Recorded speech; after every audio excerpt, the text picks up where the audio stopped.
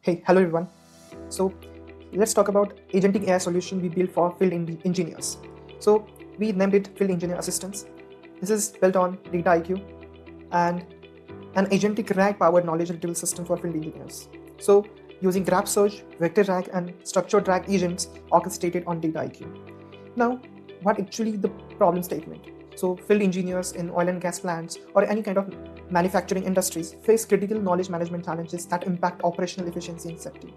So, if they want to understand the queries they have related to installations of particular equipment, safety procedures required, trip conditions and emergency shutdown actions, and cascading effects on other equipments.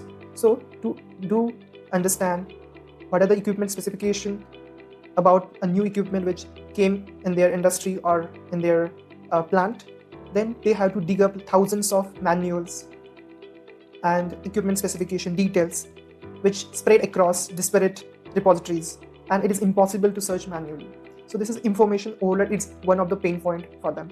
Then we have a siloed knowledge systems. So to get all those data required to debug the things, troubleshoot the things, to know the installation guides, safety procedures, everything which is there in their environment, but it is siloed across the multiple systems. It is in structured and unstructured format as well. And because of that, slow troubleshooting is the major problem they are facing. So engineers spend almost 40 to 60% of their time locating the right document, cross-referencing part numbers, and validating equipment compatibility manually. Let me quickly jump into the solution demonstration. So consider a field engineer who is present on site and they have queries regarding a certain process which has some fault, and they want to understand the step-by-step emergency shutdown procedure along with the cascading effect it has on other equipments dependent on it. So they will, using our solution, they will simply put this query, they will assign an agent, and they will pass it to the agent. So now the field engineer agent will handle the rest. So the field engineer agent will understand the query, identify the different tools it has access to, the relevant tool, then choose the relevant document, retrieve context from that document, and understand it and provide a detailed response for our query.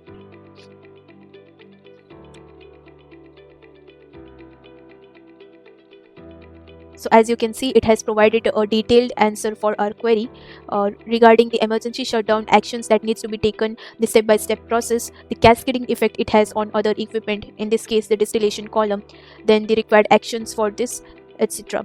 If we go down, it also shows the reference documents. We see the details. It has shown the documents which it has referred to, the content of that document, along with the place from which it has retrieved this particular document, either from knowledge bank or knowledge base. It also shows the activity flow of this particular agent. If we go down, we can even see the complete traceability or working of this entire agentic actions, the entire agentic workflow over here. You can see the entire completion of workflow. And let's say if the user is not interested in a detailed descriptive questions, they are present on the field and they just want to put image of any equipment that is present in front of them. They'll just upload the image, and let's say they will ask, help me understand its installation. So right now, if you look at this image, it is a image of some equipment. We don't have any tags or labels or any description of this image provided neither in the image or the query that we have passed along with this. Now it is the agent's duty to understand this image and provide us the relevant answer. So now let's wait for the agent to understand the image and answer our query. So as you can see, the field engineer agent has identified, it has observed the image and provided its observation that this particular image looks like a fired heater, and it has a different observation. It has provided like a large box type fired heater structure, elevator convection section, etc.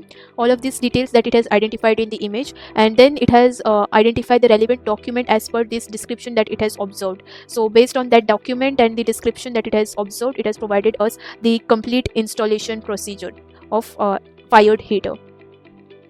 So that is the pretty much working of flow of our architecture. So we have our data layer, the data pre-processing layer, and inference layer. In the data layer, we have two different types of data, structured data as well as unstructured data. The structured data is nothing but, in our case, it's bills of material, which is the different equipment parts that are present in an equipment, the tags assigned to its relation with other parts of the equipment in a structured format. Then we have unstructured data. So unstructured data is nothing but the different manuals, installation manuals, and technical specification documents, which contains, let's say in this document, it contains a detailed description about installation process, the safety procedures, emergency shutdowns, etc. If you look at it, it doesn't have the contents are not purely text. It has some images as well as some tabular data, etc. So to extract these contents, these different types of content from this document, we have used an extract content recipe in our data preprocessing layer. So this is an extract content recipe which extracts all of this data using a VLM and stores it in a structured format. So as you can see, this is the structured extracted content, and if you see the complete view of it, it has not only given the textual part of that particular document but also the description of image present in that document. So that's the reason why we made use of VLM based extract content recipe. Then after the content is being extracted, a different pre-processing is being applied on that, and then we apply embed dataset recipe, which performs embedding of this data into the vector database. In our case, it is a ChromaDB. Now the same content is also being stored in a graph. Create tools. Since this is a tool usage based agents, we create different tools for each for querying each of the databases. We have this RAG search tool for querying the RAG data, for querying the knowledge base. We have the semantic model querying for querying the structured database. Then we have graph search tool for querying the graph database, and using this tool, agents are being created. If we have, in our case, field engineer agent has the access to all these three types of tools: the graph RAG tool, RAG search tool, and semantic model tool. Next, we have Agent Hub. Agent Hub is a unified platform wherein we add multiple agents of the same project or across the projects, and we control its monitoring, cost, access, etc. So if we go to the settings of this admin settings of Agent Hub, we have the enterprise agent section. So the different agents that we have created right now can be added into this enterprise agent section with some description and startup queries, and then all of these agents become accessible to the user in the Agent Hub. We have next core settings of the Agent Hub, wherein the settings of the orchestrator agent is performed. This is the first agent that any query encounters. So the orchestrator agent has some instructions to identify which particular agents to be used when, all of this. Next, we have document guardrailing. This is for guardrailing the documents that are uploaded during the chat or the conversation time, at the time of conversation. So by enabling this, we perform the guardrailing of confidential data that is being uploaded in the chat section. Next, we have My Agents. This My Agents feature is for enabling the users to create their own agents with the different types of LLM access that we provide them to the different types of tools. If enabled, they can create their own agent with these tools and LLMs, and they can even access it, give access to other users by over here. Next, we have prompt library. Prompt library is a kind of initial startup prompts to make sure that all of the agents have a consistent behavior. So it's a repo of a certain set of prompts that we can add in, and whenever an agent is being created, we can start with this prompt present in the prompt library. Then we have charts generation for enabling the agents to create charts. Then upload in conversation for enabling users to upload at the time of conversation. Then user experience and look and feel customization is basic customization of the Agent Hub for the users. Platform architecture contains Dataiku DSS, Data Science Studio, and we have Agent Hub control plane, and we are using data sources like S3 bucket and datasets structured and unstructured backed by S3 bucket, and the model required to provide an intelligence is AWS Bedrock Claude 4.5 Sonnet model. As you see, platform infrastructure is pretty much hosted on a Dataiku cloud on AWS, in AWS ecosystem. If we talk about knowledge and data layer, so data processing pipeline, which takes extraction from unstructured data, is there in the knowledge and data layer, and that extracted text data is going to store in knowledge bank, knowledge graph, and later we can build tools on top of those knowledge bank and knowledge graph, and then later enterprise agents we built on top of those tools, and those tools will be consumed by users so they can interact with those tools to get the things done, to resolve their queries.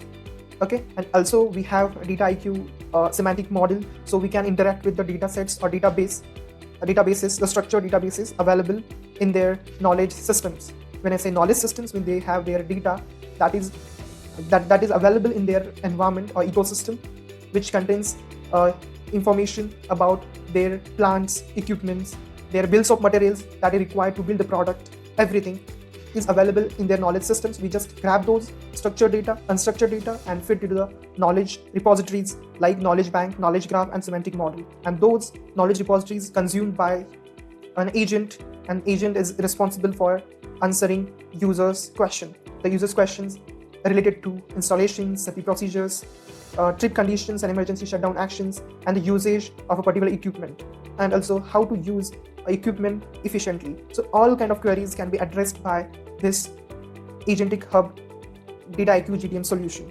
And everything, as you see on a screen, okay, security, governance, and monitoring is all encapsulated in single ecosystem.